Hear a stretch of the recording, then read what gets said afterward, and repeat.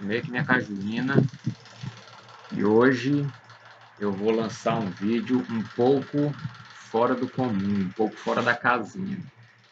Primeiro porque eu vou falar de um assunto que ele é muito escorregadio, assunto perigoso,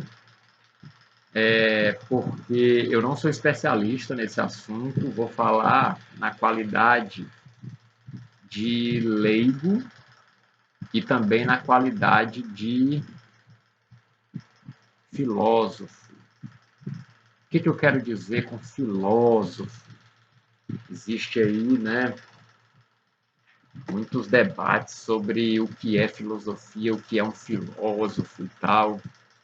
E tem muita gente que discute, né, se fulano é filósofo ou não e tal. Eu tenho uma visão muito pessoal do que é ser filósofo e quando eu digo, por exemplo, eu vou falar sobre isso aqui do ponto de vista de filósofo, eu estou usando essa minha visão pessoal, que ninguém é obrigado a concordar, abraçar e usar e tal. Mas para mim o filósofo é um cara que persegue a sabedoria, persegue a verdade. Pode perseguir bem ou mal, pode andar ou correr, pode perseguir de bicicleta ou de avião, enfim. Não, a questão não é se o cara alcança, mas se ele persegue. Né? Então eu persigo a verdade, eu persigo a sabedoria. Agora eu estou perto da verdade, perto da sabedoria? Eu acredito que não. Nada do que eu falo aqui nesse canal eu espero que as pessoas sigam, né? Eu já falei desde a apresentação que eu não quero liderar nada. Eu só quero falar, conversar com quem quiser ouvir.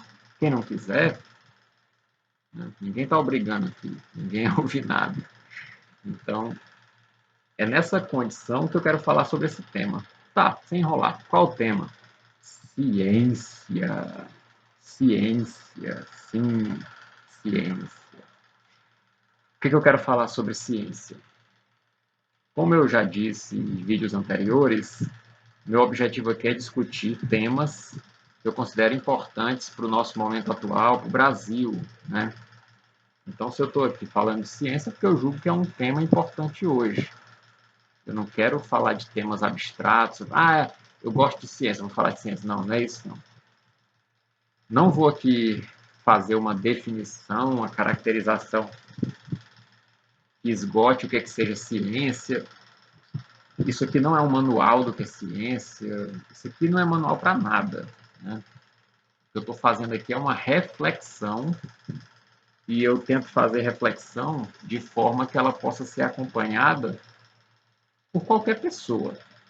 Tanto o cientista, quanto o estudante, o professor, o trabalhador, a dona de casa, a empregada, o criado, o ladrão, o comerciante, o policial, o militar, o médico, qualquer pessoa. Qualquer pessoa pode refletir nos termos que eu coloco aqui. Talvez não com as mesmas palavras, né, e tal, porque cada pessoa tem um jeito de falar, né? Eu tenho o meu jeito de falar. E eu, como eu sou formado em filosofia, né, sou professor, eu tenho um jeito de falar que é da galera que estuda filosofia, da galera que é professor, né?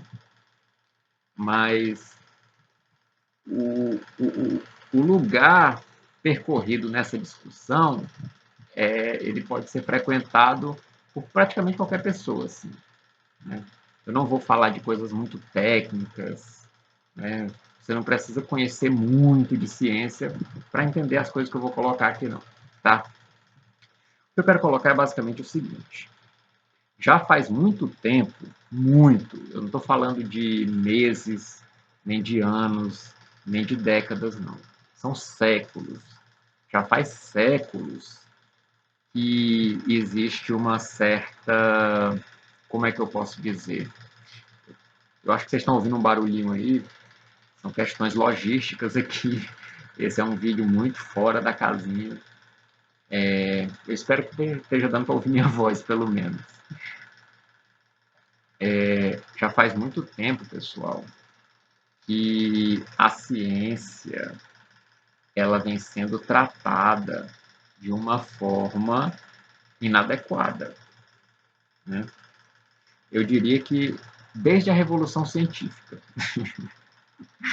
a ciência vem sendo tratada de forma inadequada. Mas de uns tempos para cá, vamos dizer assim, século XIX para cá, mais ou menos, a coisa piorou. E agora, com a pandemia, piorou ainda mais. Por quê? Qual é a ideia que a gente tem de ciência? Quais são as ideias, os valores que são relacionados com a noção de ciência? Bom, vamos pegar aqui algumas coisas, né? Que você vai ver tanto nos grandes simpósios de ciência, de cientistas, das sociedades científicas. Você vai ver isso na boca de cientistas, você vai ver isso na boca de professores das diversas ciências, você vai ver isso na galera das universidades, você vai ver isso nos discursos políticos sobre a área de ciência, na imprensa científica, etc. Eu vou falar desse senso comum do que é ciência. Né? Ciência ela passa uma ideia, né? Os valores que são encampados pelo pensamento científico são, primeiro, a busca da verdade. A ciência, ninguém se mete com ciência para descobrir algo que seja falso, assim, para defender algo que seja falso, para fazer um charlatanismo, né? Para propagar uma mentira. Né? O objetivo da ciência é a verdade. Né?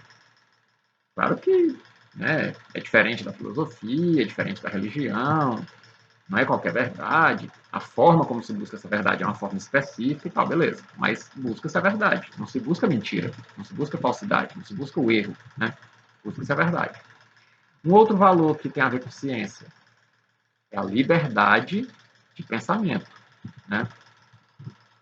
Se não existe liberdade de pensamento, se eu sou obrigado a dizer X em vez de Y, isso não é uma verdade científica, né? A ciência, ela sempre tem essa relação com, você pega a história da ciência, você vai ver sempre essa ideia de romper com o argumento de autoridade, com doutrinas, dogmas que são defendidos por instituições, por grupos, por poderes, etc. E que a ciência, ela permitiria um conhecimento que ele funciona de modo autônomo, sem coerção, sem constrangimento. Né? Outros valores. Né? Pensar mais um valor aqui que se relaciona com a ciência. Tem a ver com a questão da liberdade. Né? A pluralidade, o diálogo, a diversidade de pontos de vista. Né? Além de a ciência trabalhar com uma liberdade, né, liberdade de pensamento, além disso, e por conta disso, a ciência ela funciona, o modo de funcionamento da ciência é por meio da diversidade de ideias. Uma pessoa defende uma ideia, outra pessoa defende outra, bota as duas para brigar, e aí vê o que acontece. Se uma vence a outra vence a uma, se a gente descobre que, na verdade, as duas estão erradas, ou se uma complementa a outra. Enfim, coloca-se em jogo, né? Eu coloco duas ideias aqui, é o mais simples. Na verdade, geralmente são duas, três, quatro, cinco, seis, sete, oito, nove, 10 ideias, né? Então, assim, a ciência, ela tem um pouco disso, né? Eu vou falar agora um pouco sobre, além desses valores da ciência, eu vou falar agora um pouco sobre método científico, né? Para vai que eu estou falando aqui, quem está me assistindo é uma pessoa que não entende nada de ciência, né? Não sabe, por exemplo, o que diferencia ela da filosofia, da poesia, da literatura, etc. Né? Então, eu vou falar aqui um pouco sobre o método científico. Quais são as etapas do método científico? Né? Quais são o que caracteriza esse método científico? Bom, Método científico, resumidamente, é o seguinte: você observa a realidade. Por exemplo, eu quero explicar o relâmpago. O que acontece? Por que existe o relâmpago? Como é que ele funciona? O que acontece? Primeira coisa, eu tenho que observar o relâmpago, né? Eu não vou observar que nem, sei lá, um bicho grilo deitado na praia, vendo uma tempestade, observando o relâmpago lá, cheio dos pau, né, brisado, olhando para o relâmpago, pensando na morte da bezerra. Não. O cientista ele observa uma observação atenta, sistemática, ele anota tudo que ele observa, né? É uma observação rigorosa, né? Que nem um médico observando um paciente, né? Para ver a temperatura, medir a temperatura, enfim, observando tudo, medindo saturação, a pressão, né?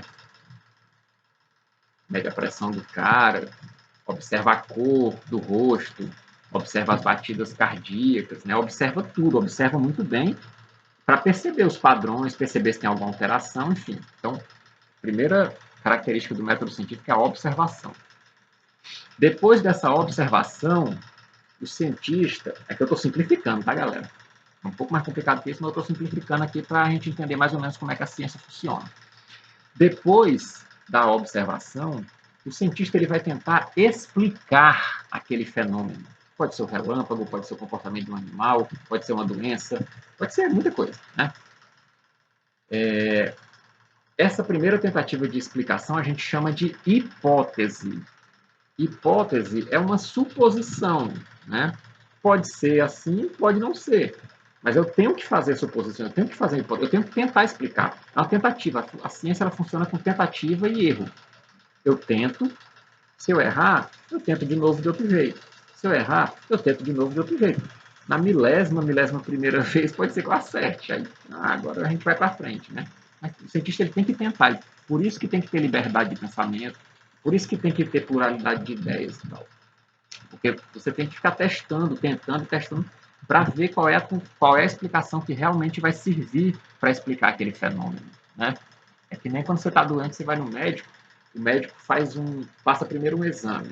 Primeiro ele olha o seu corpo e tal, mede umas coisas e vê, pede para você contar o que você comeu, se você tem alguma histórico, ele tenta examinar ali mais ou menos o que você tem. Aí, a partir disso, ele tira algumas coisas que poderiam ser, ele vê, então não é isso, então não é aquilo, então vamos ver se é outra coisa. Aí ele pede um exame de sangue, um exame de fezes, alguma coisa. Aí ele vê lá, olha, observa lá, né, o material, aí vê, não, também não é isso, também não é aquilo. Então vamos fazer outro exame, aí faça um outro exame diferente, um eletrocardiograma, sei lá o que, um raio-x. Aí vê, bom, será que é isso, será que é aquilo e tal? Deixa eu testar isso aqui e tal. Então ele vai testando, vai testando. Às vezes também vai testando medicamento, para ver se o medicamento serve e tal. Então é isso.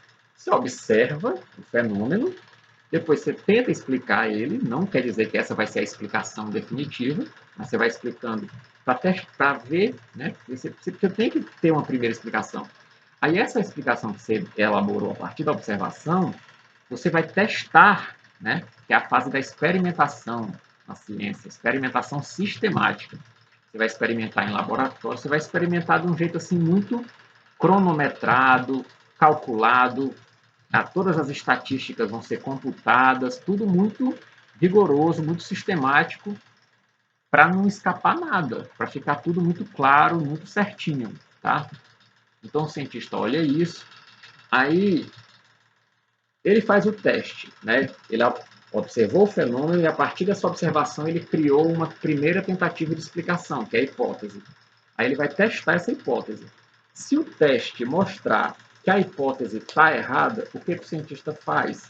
Ele vai observar de novo o que deu errado e tal, vai observar de novo e vai tentar elaborar uma segunda hipótese. Ele vai testar de novo.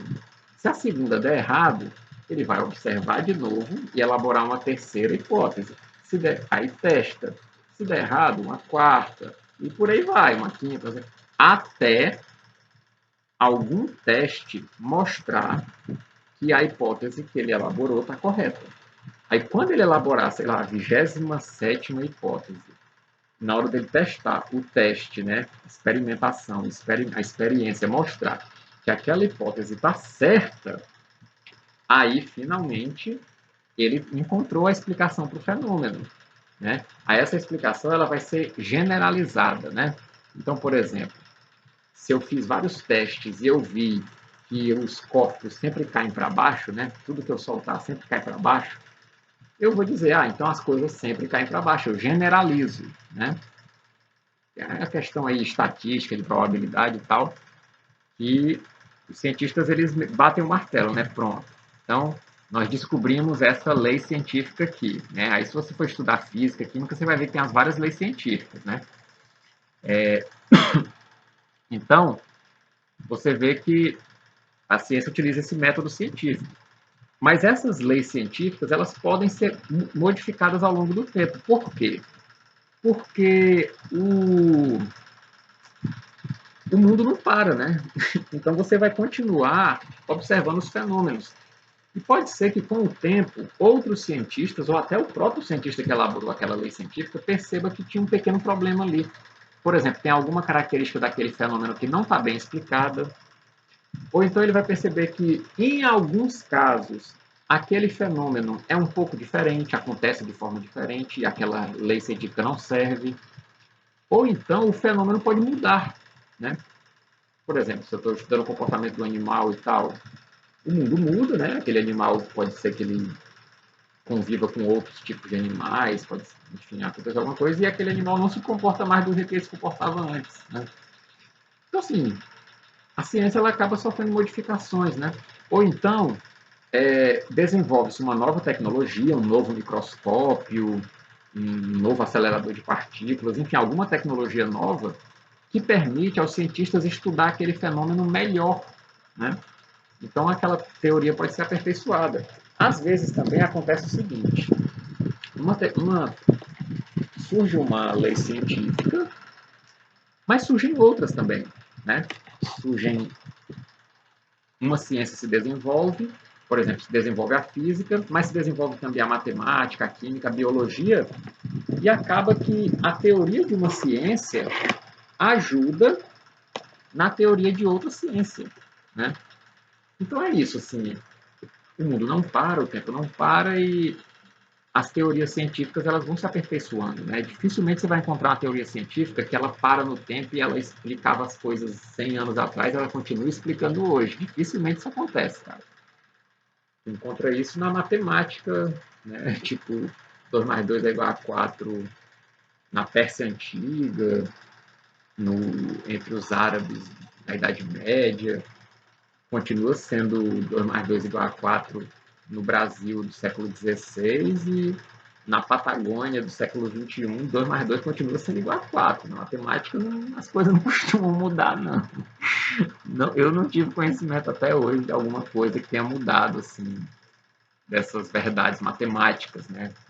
Essas verdades básicas, né? As somas e tal. Mudam outras coisas, né? Que eu não vou entrar aqui para não complicar o vídeo. Mas as teorias científicas, elas mudam, né? Então, eu acho que eu deixei um pouco claro aqui como é que funciona a ciência, né? E a ciência, galera, ela exige algumas coisas. Por exemplo, o cientista ele tem que ser neutro. Não é no sentido de linguagem neutra, não. Coitado dos cientistas se tivesse que fazer isso. Não é nesse sentido, não. O cientista ele tem que ser neutro no seguinte sentido. Ele não pode deixar os gostos pessoais dele, o lugar que ele ocupa na sociedade, por exemplo, o grupo ao qual ele pertence, ele não pode meter isso no trabalho de cientista dele, entendeu? Por exemplo, vou dar um exemplo. Eu sou mestiço, né? Eu vou pesquisar sobre, sei lá, a genética brasileira. Eu posso pesquisar sobre a mestiçagem? Posso. Mas, sei lá, vamos supor que eu faço parte aí de um grupo, de um partido dos mestiços, sei lá.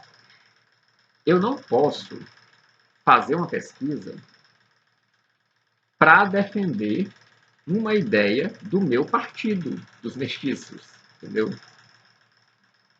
Aliás, eu posso, né? Eu posso fazer isso. Mas no momento em que eu faço isso, eu estou sendo anticientífico. Isso não é ciência. Por quê? Ciência, quando você vai pesquisar uma coisa, você não vai pesquisar aquilo para comprovar algo que você já acredita. A ideia da ciência é você entrar neutro, sem opinião. Você entra naquela pesquisa sem opinião. A pesquisa é que vai, depois que você pesquisa, depois que você observa e tal, é que vai surgir as respostas. Aí você vai acreditar naquilo que a sua pesquisa mostrar, né? Então, o trabalho científico ele exige neutralidade, imparcialidade, certo? Aí, pessoal, a reflexão que eu queria fazer começa agora, tá? Isso aqui eu estava só esclarecendo o que é a ciência, né? Como é que ela funciona e tal. O que eu quero esclarecer, o que eu quero refletir é o seguinte. Isso tudo que eu falei acontece ou é só um sonho? É uma utopia? Porque a gente ouve, né? A gente tem essa ideia da ciência, a gente confia na ciência, né? Tem gente que diz que não confia na ciência, mas quando está gripado, vai na farmácia, compra um remédio ali. Quando está com uma dor de cabeça, vai ali, pega um comprimido. E a farmácia, o comprimido, isso não existiria se não fosse a ciência, né? Pelo menos do jeito que é hoje a farmácia, do jeito que são hoje os comprimidos. Os comprimidos desde sempre são produtos originários de uma técnica que é totalmente ligada à ciência, né? Então você acredita assim na ciência, né? Se você usa comprimidos, se você vai na farmácia quando você está doente, você acredita na ciência. Quando você está doente, você vai no médico, você acredita na ciência, né? Se quando tem um problema na rede elétrica você chama o eletricista, você acredita na ciência. Tudo isso é ciência, né? E a gente confia na ciência. Mas eu pergunto, essas coisas todas que eu falei sobre a ciência, elas se materializam, elas se realizam na prática, elas acontecem de verdade? Eu estou querendo refletir, eu não vou responder, né? Mas eu vou comentar algumas coisas aqui. Pessoal, como eu disse, você não pode chamar de ciência uma autoridade. Fulano disse uma coisa, logo é verdade. Isso não é ciência. Vou fazer uma pesquisa para mostrar que fulano é mau e ciclano é bom. Isso não é ciência, né? De tudo aquilo que eu falei, essas coisas, está claro que não é ciência, né? Porque ciência, ela não se vale do argumento de autoridade, que vale a pesquisa, a experimentação, né, a observação, que possa ser observada por qualquer pessoa de qualquer lugar, a neutralidade, né? Eu não posso ter uma opinião prévia e tentar provar ela a partir da minha pesquisa, porque isso corrompe a pesquisa, né? Por exemplo, eu quero mostrar que os mestiços são mais evoluídos do que as pessoas que são das raças puras, né? Se eu quero provar isso, a minha pesquisa ela vai ser falseada, né? Por exemplo, eu posso pegar só aqueles mestiços que eu acho mais inteligentes, né? Eu posso até forjar ali um modo de parecer que eu encontrei eles por acaso, mas na verdade eu usei uma estratégia para pegar só os mais inteligentes, os mais fortes, os mais ágeis, os mais capazes, os mais bem-sucedidos na vida, sei lá. E na hora que eu for pesquisar, utilizar na minha pesquisa as raças puras, eu pego só aqueles caras brancos, negros, indígenas, asiáticos, que são mais pobres ou que não tiveram escolaridade, que vivem numa família desestruturada, sei lá. E aí, com os dados que eu obtenho, né, dos grupos mestiços que estão lá em cima e dos grupos puros que estão lá embaixo, o resultado que eu vou obter é que os mestiços são superiores aos puros, né? Mas eu falseei a pesquisa, eu pilantrei a pesquisa, né? Então não é bom você entrar na pesquisa já tendo a resposta, porque senão você não vai estar sendo imparcial, você vai fazer uma pesquisa tendenciosa, né? Aí a reflexão é: será que as pesquisas que estão acontecendo hoje na ciência, nas várias ciências, nas sociedades científicas, nos laboratórios, etc., será que elas são neutras, imparciais, ou será que elas são tendenciosas, né? E aí eu quero lembrar, pessoal, que por mais que a ciência tenha esses objetivos e por mais que a ciência ocupe um lugar muito forte na nossa vida, e aqui eu não tenho a pretensão de dizer para ninguém abandonar a ciência, seria loucura, né? Imagina você abandonar eletricista, médico, farmácia, imagina você abandonar isso tudo. Você não ia estar nem assistindo esse vídeo, porque esse computador, a internet, tudo isso é fruto da ciência, né?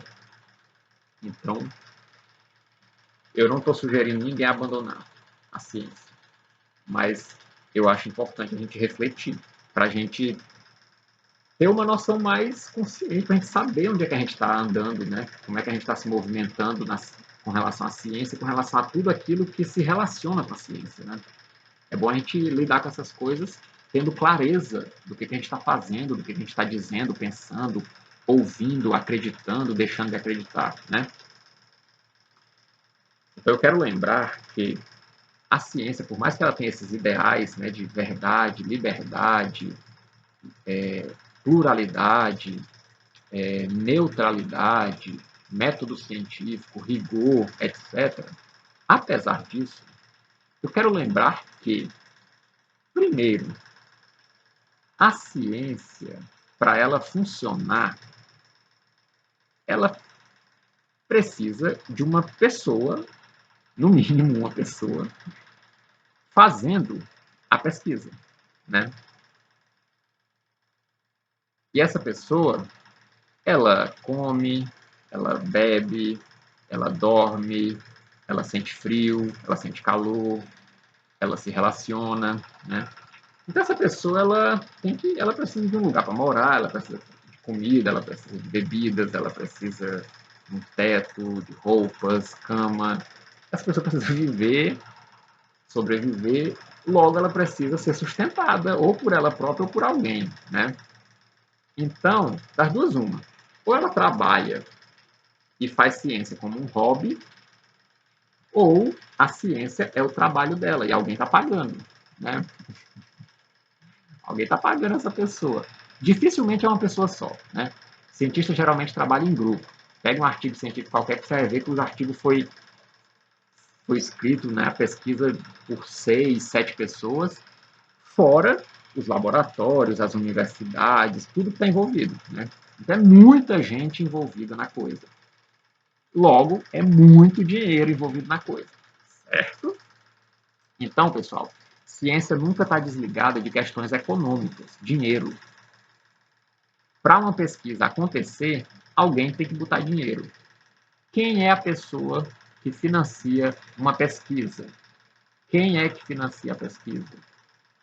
Essa pessoa ela está interessada na verdade ou ela está interessada em provar, por exemplo, que os mestiços são superiores às raças puras? É uma brincadeira, claro, né? Eu não quero provar isso. Eu acho essas conversas besteira.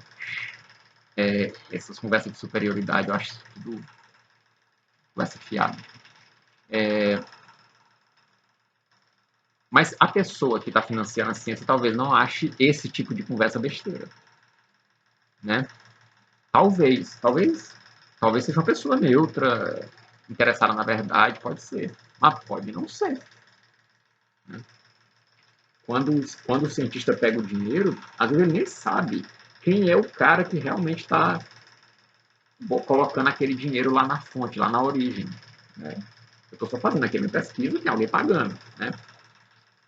Então, assim, o cara que tem dinheiro, ele decide qual é a pesquisa que ele bota dinheiro e qual é que ele não bota. Né? Isso pode influenciar. Quais são as pesquisas? Quais são os fenômenos que são pesquisados, quais não são?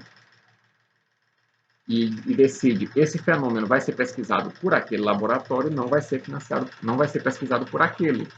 Né? Além dessa questão econômica, pessoal, as pesquisas elas também são reguladas por leis e por processos políticos. Por exemplo, eu posso utilizar um ser humano como cobaia? Não.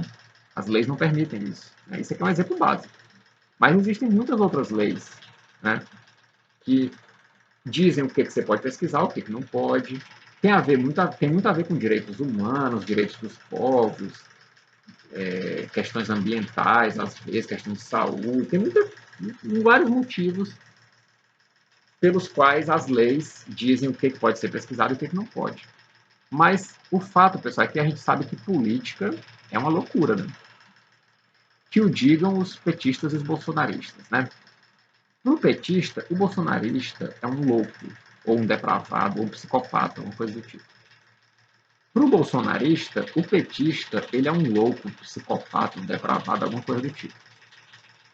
Então, assim, para ambos os lados, é verdade que um político pode fazer leis alucinadas, psicopáticas, loucas, depravadas e tal, né? E essas leis, elas vão incidir, elas vão afetar o que a ciência faz ou deixa de fazer naquele país, né? Alguns podem achar que isso só acontece no Brasil. Eu tenho uma má notícia, isso acontece no mundo todo. Em todo o mundo, a ciência é afetada por dinheiro e por poder, política, né? Essa é a primeira reflexão que eu queria fazer sobre ciência, tá? A segunda reflexão, pessoal, tem a ver com essa polarização que aconteceu na época da pandemia. Pessoal,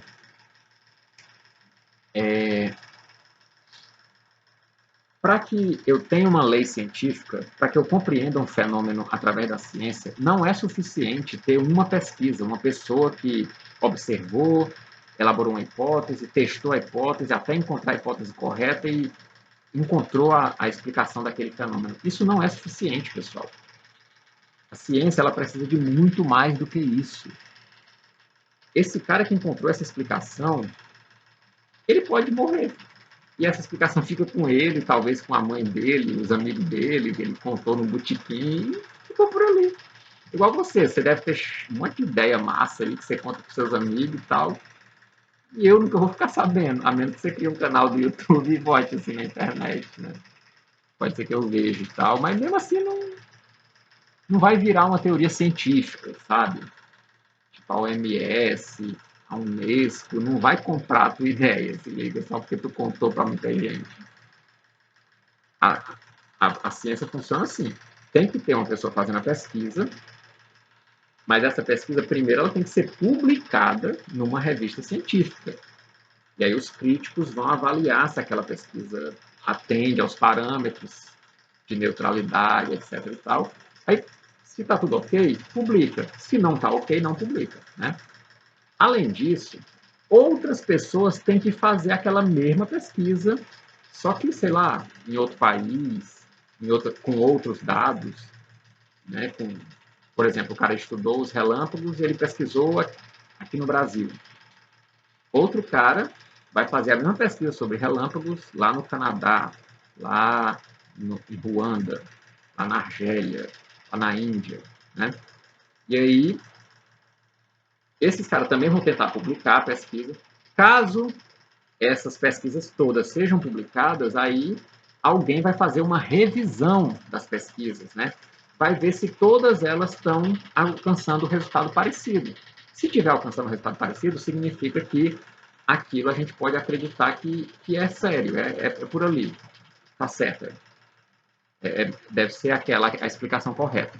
Agora, se uma pesquisa encontrou um resultado, outra encontrou outro, a gente vai ter que explicar essa diferença, né? Ou alguém pesquisou certo e o outro pesquisou errado, ou então essa pesquisa varia conforme o lugar, né? No Brasil, o relâmpago é de um jeito, na Índia é de outro, etc. Ou alguma outra coisa, alguma explicação a gente vai começar a procurar, né? E aí, dependendo do que seja o motivo dessa diferença, é que vai se decidir o que se faz, né? Se faz uma nova pesquisa pegando todos esses países, enfim, vê aí. Dependendo do problema, a gente vai encontrar a solução para aquele problema, né? Mas o fato é que a ciência precisa disso. Ela precisa de publicação em revista, precisa de réplica de pesquisa por outros pesquisadores, precisa de revisão dessas pesquisas e tal. Pessoal, o que acontece quando uma pessoa, por motivos políticos, financeiros, ou simplesmente questões pessoais, tipo, não vou com a cara desse bicho, ou então orgulho de uma pessoa que, não, eu não vou abrir a minha revista para esse cara publicar, enfim. O que acontece quando a pessoa não consegue publicar? Ou então quando ela consegue publicar, mas ninguém mais faz a mesma pesquisa para saber se aquilo está certo. Acontece que aquela pesquisa morre e ninguém fica sabendo. Então, esse tipo de coisa acontece. E o que aconteceu na pandemia, pessoal? Na pandemia, ficou um monte de gente. Ah, essa vacina vai implantar um chip alienígena, enfim, um monte de teoria da conspiração sobre vacina. E, ao mesmo tempo, um monte de gente pegando qualquer problematização da política que estava sendo implementada como sendo negacionista. Qualquer pessoa, às vezes simplesmente por a pessoa ser um determinado partido, ou por a pessoa colocar uma dúvida no que alguém disse. Cara, não existe ciência sem dúvida. Porque se eu não tenho o direito de duvidar, eu não tenho liberdade, cara.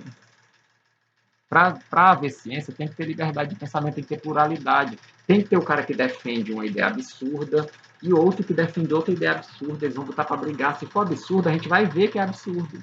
Mas o cara tem que ter o direito de opinar, de dizer aquilo. Senão, morreu ciência. Não existe esse negócio de, o seu argumento é anticientífico. Não existe isso, cara. Anticientífico é eu não dar a chance de a pessoa argumentar alguma coisa, sabe? Isso é que é anticientífico. Porque a ciência, ela nasce justamente desses, né? Aquilo que parecia anticientífico 300 anos atrás, hoje em dia é uma teoria que talvez faça sentido. Como eu falei, as teorias científicas, elas mudam com o tempo, porque a pessoa percebe algo que não era percebido antes, de repente agora a gente consegue perceber. Tem teorias científicas que morrem e depois ressurgem. E tem aquelas que ficam no auge, parece que é, por exemplo, o racismo científico. Cara, o racismo já foi uma teoria científica. Quem negasse o racismo científico ia ser chamado de negacionista, ia ser chamado de sonhador. Né? O cara que dissesse assim, não, essas teorias racistas aí é viagem e tal. É porque você é anticientífico, você não acredita na ciência. Na época do racismo científico, quem negasse o racismo científico era um cara anticientífico. Mas ele estava certo. Fala-se muito, por exemplo, da questão lá do... Não vou aprofundar nisso aqui não, mas fala-se muito da questão do Galileu Galilei, teria sido perseguido pela Inquisição pelo fato de ter defendido a ciência contra a superstição. Isso não é verdade, cara. Ele pode ter sofrido injustiça, sim, mas, a princípio, o que se questionou no Galileu Galilei, vocês podem pesquisar, eu esqueci agora o nome da revista que mostra em detalhes assim, a saga, né, do Galileu. O que aconteceu a princípio foi que o Galileu defendia certas teorias de forma pouco rigorosa. Né? Ele foi criticado por isso. Né? E aí, como ele defendia publicamente, né, acabou tendo um julgamento público, né, daquilo. Às vezes a gente conta a história resumindo de modo que serve a nossa ideologia, né? Mas não foi bem aquilo que aconteceu. No caso do Galileu, eu recomendo, pesquise bem o que aconteceu com Galileu. Pode pesquisar o que aconteceu com o Giordano Bruno também, porque é uma história muito mal contada. Então, pessoal, eu tenho percebido muita gente se acovardando, se acomodando. Eu sou a favor da ciência, eu sou a favor da democracia.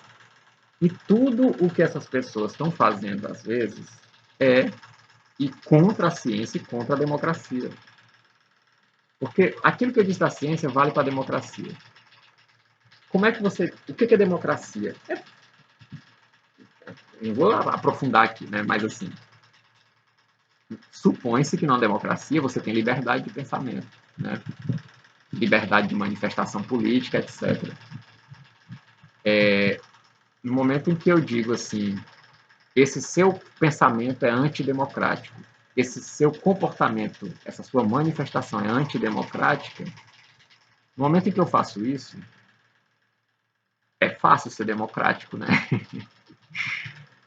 o que eu penso, o que eu faço é democrático. Aquilo que você faz, aquilo que você pensa é antidemocrático. Viva a democracia, viva eu, viva aquilo que eu acredito. Você pode ir para o campo de concentração, chato, porque você é antidemocrático. Palhaçada, né, galera? Pelo amor de Deus. E com isso eu não estou relativizando gente que vai lá em Brasília quebrar um relógio que Dom Pedro ganhou do rei da França, ou o cara que vai lá em Brasília e senta furada num quadro de Cavalcante da Mulata, ou um cara que quebra um vaso da dinastia Ming, não. Não estou relativizando isso aí, não, porque eu estou indignado com isso aí, cara. Só que eu não estou indignado só com isso aí, não. Estou indignado com muito mais coisa. Mas eu acredito em Deus, acredito no Brasil, e eu acho que já deu para entender, né, galera? Ciência não é, fulano disse, e ciência também não é isso que você está dizendo não é científico. Isso não é ciência. Isso é argumento de autoridade, isso é senso comum. Né? Porque existe boa parte daquilo que a gente chama de ciência pode, pode ser ciência na base, mas para a gente é senso comum. Né? Por exemplo, agora vocês podem me chamar de terraplanista agora. A Terra é plana ou é redonda? Eu acredito que a Terra é redonda. Eu acredito, sinceramente, que a Terra é redonda. Agora, isso me torna uma pessoa com um pensamento científico? Não. Eu acredito pelo senso comum. Eu não tenho provas disso. Se você me pedir, demonstre que a Terra é redonda, eu não sei demonstrar. Eu acredito porque, sei lá, todo mundo acredita. É... Não vejo por que não seria, não vejo por que mentiriam a esse respeito. Já vi teorias da conspiração sobre por que teriam mentido a esse respeito, não me pareceram convincentes. Eu prefiro acreditar. Mas isso me torna mais científico do que um terraplanista? Não.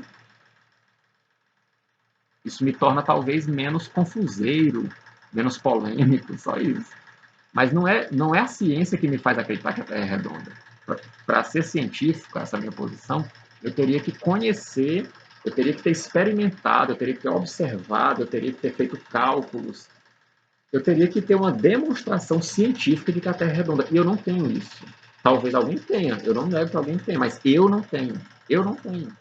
Então isso não me torna uma pessoa com um pensamento mais científico. Não, isso me torna uma pessoa que acredita que a Terra é redonda. Só isso. Terra redondista. Só isso. Então, gente que acha que tem um pensamento científico, às vezes eu acho que deveria baixar mais a bolinha, porque o seu pensamento não é científico, não.